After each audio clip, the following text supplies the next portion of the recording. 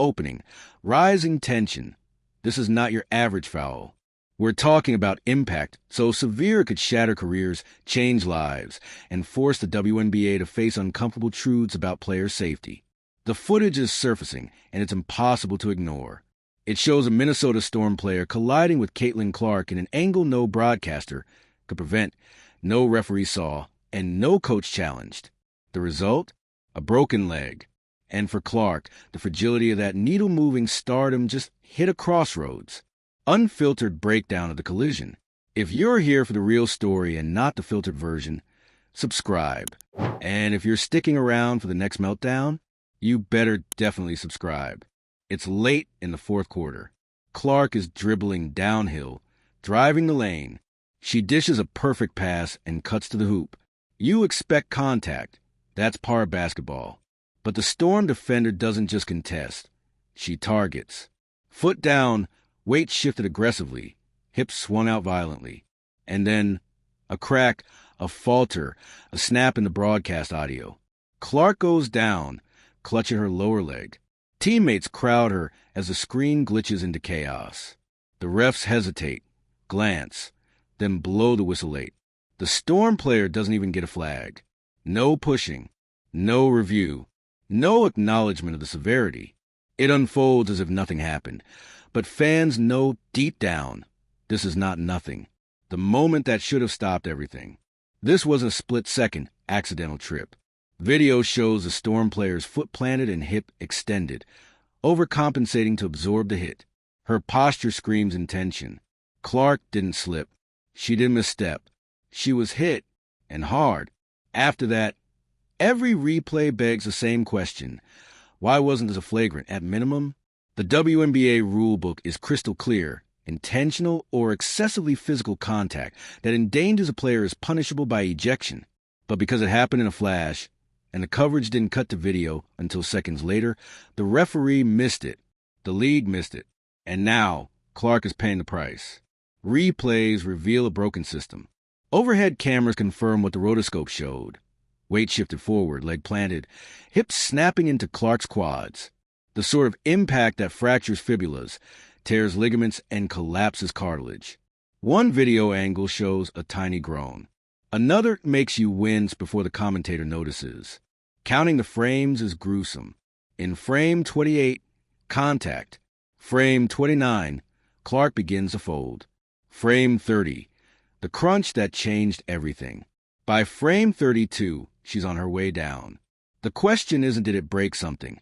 It's how many things broke. And the WNBA must answer why her career-ending moment happened without protection. Ignored, hidden, invisible, the referee's role. The officials didn't call it. That much is clear. They were behind the play, blocked by bodies, and perhaps afraid to call contact involving Clark, the league's top name. The hesitation went unnoticed in the moment, but the devastation echoes months later. What does that say about priorities on the court? That reputation, star roles, or a desire to let the game flow can outweigh player safety. In sports, that's a deadly precedent. No review, no inquiry, no reversal. Just a cold pause and a stretcher. This isn't an embarrassment. It's a scandal. The fallout, Clark's injury and a league waking up. Caitlin was diagnosed with spiral fracture and ligament damage, a season-ending breakdown painted with disbelief. Social media exploded with speculation. Was this reckless play? A dirty hit? A fluke? Interviews reveal frustration. Clark's voice is shaky, pained, a blend of regret and rage. She admits she trained for moments like these. She didn't train to heal rapid fractures in her rookie season. The broader sentiment? Fear, not just among fans, but across the league. Every player no longer sees Clark out there. They see themselves fragile, put at risk, and unprotected. Storm player walked away. Now what? The player who collided with Clark walked off visibly shaken, almost apologetic. But Storm coach gave her no talk after the game. No public comment. No suspension. We've learned that no league inquiries were launched. That ref review meetings dismissed the play as incidental. Storm execs said they didn't operate prior to full review. But timing matters, and inaction suggests avoidance. Athlete interviews express confusion. Caps and boots show no weight shifted to where legal pads. That's not an accident. It's negligence. The WNBA's response, or lack thereof. Commissioner Engelbert broke silence with a boilerplate. Player safety is our top priority. We're reviewing footage and protocols. But in real time, Clark was already in surgery. No emergency modifications. No directive to teams. It echoed the Mabry era, a wait and see that becomes a wait and fail. Critics call it performative silence.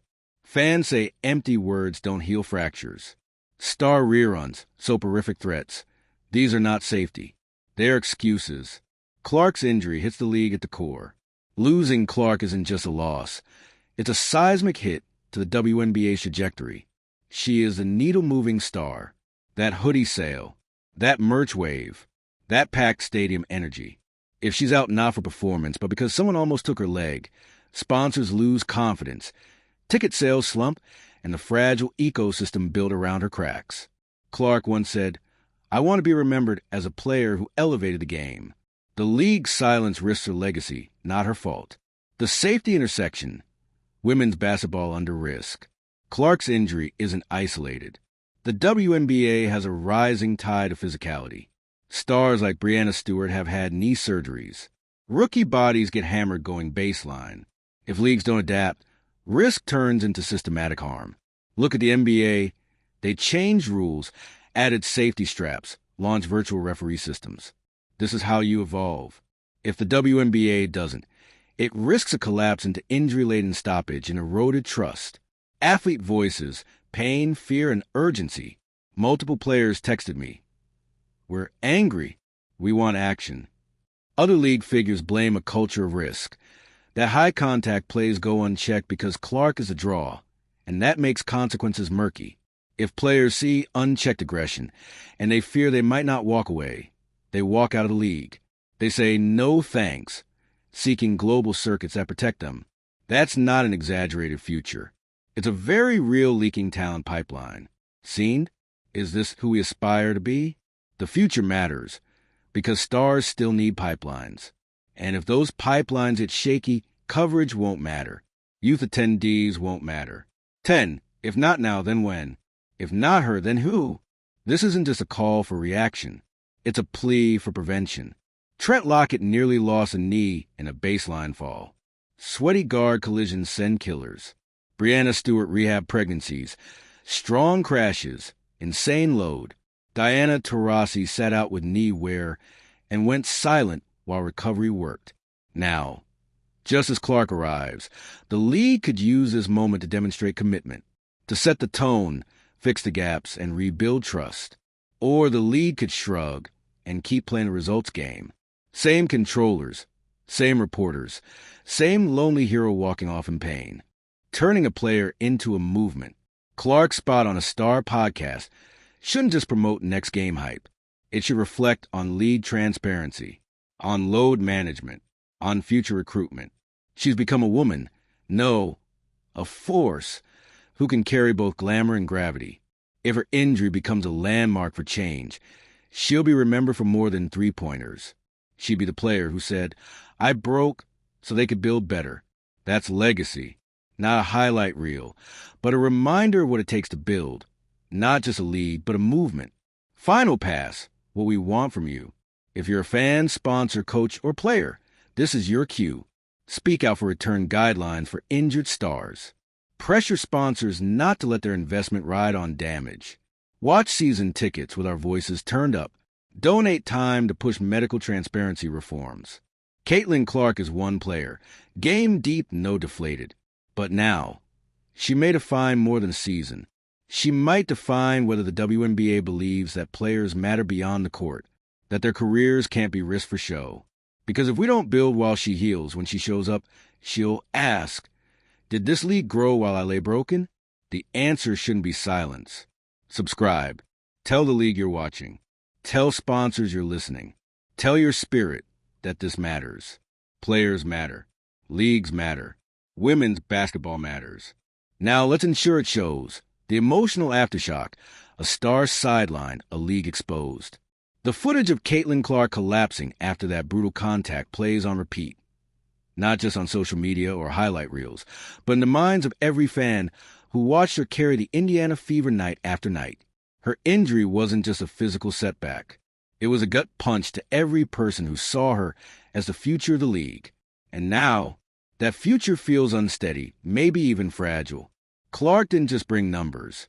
She brought hope. She reignited interest in women's basketball. She made non-WNBA fans tune in. She turned arenas into sold-out events, not for gimmicks or politics, but because she played basketball with the kind of electricity that reminded people why they loved the sport in the first place. And now that spark is flickering, because the very league she lifted up didn't lift a finger to protect her. There's a sense of betrayal among fans, a lingering bitterness. They watch the hits pile up game after game, watched officials swallow their whistles, watched teammates fail to step in. It was a slow-motion collapse. Everyone saw it coming, and no one stepped in to stop it. And now Clark, once a symbol of energy and promise, is stuck in recovery while the lead she helped elevate stumbles without her. The games go on, but the buzz is different. The excitement has turned to concern, the anticipation to anxiety. Because when the league's most important player is sidelined by what looks like preventable negligence, it forces fans to ask, what exactly are we supporting here? The Fever's silence didn't help. The vague injury updates, the dodging of accountability, the odd timing of MRI results, it all reads like damage control instead of genuine care. The disconnect between Clark's value to the league and the way she's been treated is glaring, and the fans feel it. The sponsors feel it. And worst of all, Clark likely feels it too. She gave the league her best, her body, her effort, her marketability. And what she got in return was a gauntlet of unchecked fouls and a coaching staff that threw her out on the floor when she should have been resting. If that's how the WNBA treats its stars, it sends a chilling message to every player watching from the sidelines. You are only as valuable as your next game. This is a turning point, not just for Caitlin Clark, but for the WNBA. Because when your brightest light goes dark, everyone sees what you've been hiding. A crisis of credibility. The WNBA's turning point. The league is now sitting at a crossroads, staring down its own reflection, and it doesn't look good. Caitlin Clark didn't just elevate ratings. She redefined the WNBA's cultural relevance. She bridged generations, brought in new fans, and shifted the conversation around women's basketball from niche to national. So when that kind of player gets injured, on your watch, your response has to be airtight, transparent, and swift. Instead, fans got confusion. They got mixed messages. They got "we're evaluating." "We'll see tomorrow." "We don't comment on injuries," while footage of Clark hobbling up and down the court told the truth in real time. And the result? A full-blown credibility crisis. How can anyone trust that this league has its players' best interests in mind? That it's not just running on autopilot while its most marketable star limps through pain for the sake of a few more ticket sales? That groin injury wasn't just a physical blow to Clark. It was a symbolic one for the WNBA's reputation. A moment that peeled back the surface and revealed how thin the line is between protecting the product and protecting the person. The commissioner's office should have held an emergency presser. Clark's coach should have explained her decision-making under pressure. Anyone should have said, "We failed her, and we're going to fix it." But instead, the silence just rang louder. The same silence that let those uncalled fouls slide. The same silence that put Clark back into a game already won. The same silence that let this happen in the first place. And now, that silence is costing the league, not just in reputation, but in trust. And trust, once broken, takes more than press releases and post-game quotes to rebuild. This isn't about protecting Caitlin Clark anymore. It's about proving the WNBA deserves players like her at all. The fallout across the league. Trust fractured, team scrambling. Clark's injury hasn't just rattled the Indiana Fever. It's sent shockwaves through locker rooms across the league. Players are watching. Coaches are whispering. Front offices are quietly rethinking their strategy. Because if this could happen to her, the WNBA's golden ticket, the headline grabber, the one player who almost single-handedly shifted the league's trajectory, what does that mean for everyone else? What does it say about how seriously this league takes its responsibility to its athletes? And let's be honest, The dynamic inside Indiana isn't great either. Teammates have to live with the knowledge that they didn't stop the avalanche. Coaches have to wonder if they pushed too hard. And every player in that locker room is now walking on eggshells, hoping they're not next, hoping they don't become the next cautionary tale. Meanwhile, fans, especially Clark's diehard supporters, feel like they've been gaslit. They tuned in for her magic, only to watch her body deteriorate in real time. They trusted the Fever to take care of her, and now they're asking, did anyone actually have her back? What this means for future stars, red flags everywhere. This is a kind of event that echoes beyond one season. College athletes watching from afar, the next batch of Clark-level talents, are taking notes. They see how the WNBA cheered for her while she filled arenas, and then stood quiet when she hit the floor in pain. This isn't just about injury. It's about value. It's about respect. It's about whether the WNBA is prepared to build its future around players it's willing to actually protect, not just parade on graphics and social media. Because what happened with Clark sends a dangerous message. If you shine too bright, the spotlight doesn't just follow you, it burns you. And then, when you get scorched, you're expected to keep walking, rebuilding the league's integrity. The time to act is now. Caitlin Clark's injury may have exposed the WNBA's weakest points, but also handed them an opportunity to do better, to take a hard look at how they treat the very players who make the league worth watching, to prove, finally, that they aren't just here to market stars, but to protect them. This is a moment for radical transparency. The league needs to lay out, step by step, how it will ensure this never happens again. That means clear injury protocols for all teams, independent medical reviews when high-profile players show signs of wear, public reporting on minutes restrictions and recovery timelines, and disciplinary action, not just for the players delivering dangerous hits, but for coaches who ignore red flags for the sake of a win. Because if they don't, the damage won't just be to Caitlin Clark's leg. It'll be to the league's credibility, to its relationship with fans, to the very foundation it's trying to build. No amount of broadcast deals or endorsement contracts can save a league that doesn't protect its own. Clark will heal, but the league has to change. Caitlin Clark is a fighter. No doubt she'll be back, stronger, smarter, and more determined than ever. But she shouldn't have to carry the league on her back and be the one to hold accountable.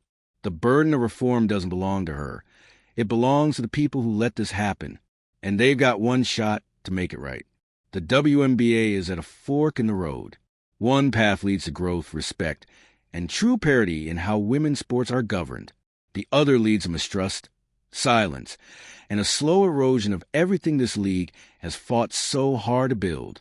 If they don't act now, they'll regret it later. You're watching history. Demand better. This isn't just a sports story. It's a leadership story. It's about what happens when systems built to elevate talent fail, the very people they rely on. So if you care about the game, about fairness, about safety, about progress, keep watching. Keep asking questions. Keep holding the people in charge accountable. Because Caitlin Clark deserved better. And next time, someone else will too. Now's the time to fix it. And if you want to see how this story ends, or if you want to help shape what happens next, subscribe. Seriously, subscribe, because we're not letting this go. And neither should you. Clark's Crossroads. Stay, fight, or walk away. As the dust settles and the severity of her injury is fully understood, there's a haunting question in the air. Will Caitlin Clark stay? Will she continue to put her body on the line for a league that didn't protect her? Or will she look elsewhere, perhaps to Europe, where many women's players earn more and play under systems that, frankly, seem to respect their bodies more? We've already seen top talent leave the WNBA for international leagues offering better pay, better facilities, and in some cases, better care. And if Caitlin Clark, the biggest thing to happen to the WNBA in years, decides to follow that path, it would send a message more powerful than any statement from the commissioner's office. A message that says, even the league's best aren't safe here. And let's be real. If Clark wanted to walk, she could. She could sit out the rest of the season, rehab overseas, and return when she feels respected. Her endorsements aren't tied to the Fever. Her fan base isn't going anywhere. She has more leverage than any player her age in the league's history. And it wouldn't be quitting. It would be survival. A moment bigger than the game. This is no longer just a basketball story. It's a story about values. About what happens when systems that are supposed to nurture greatness instead push it past the breaking point. And Clark's injury has become a rallying cry for every player who's ever been overworked, underprotected, and ignored. The conversation is shifting. This isn't about box scores anymore. This is about reform. This is about whether a professional league built on decades of struggle is finally ready to prioritize its players, or whether it's going to keep pretending that a few highlight reels and marketing dollars are enough to justify running athletes into the ground. The pressure is on, not just from fans, but from within. Clark's peers, especially the younger ones watching from the NCAA, are taking notes. And if the league doesn't prove it can take care of its best, it won't just lose stars to injury. It'll lose the next generation entirely. The moral of the moment: player first, always. This should never have been complicated. A visibly limping player shouldn't have been sent back onto the floor in a dead game. Her leg was screaming, her face was wincing, and her stats were plummeting. That's not toughing it out. That's coaching malpractice. And now that it's blown up into a full-blown scandal, there's only one direction left for the WNBA to go: forward with actual change. They can't afford to wait for the next Clark-level crisis to fix what's broken, not when the world is watching, not when one misstep could cost them the very future they've been trying to build.